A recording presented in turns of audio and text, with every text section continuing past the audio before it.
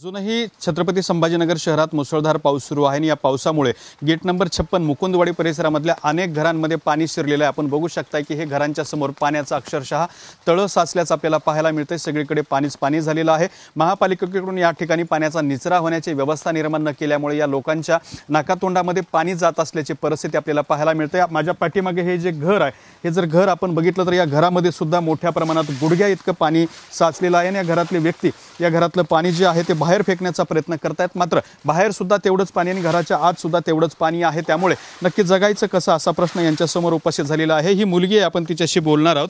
तर इकडे किती वेळ झाला पाऊस आला आणि कसं पाणी साचलं?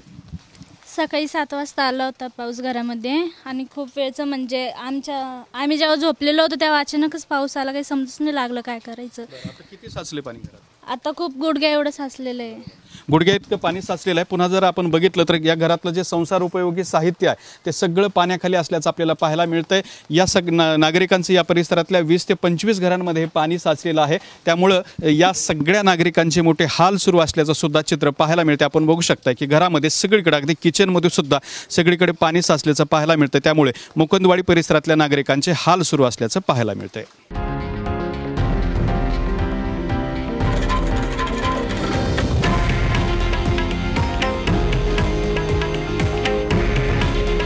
हे आहे देशातील नंबर 1 न्यूज नेटवर्क आणि आपण पाहत आहात TV9 मराठी।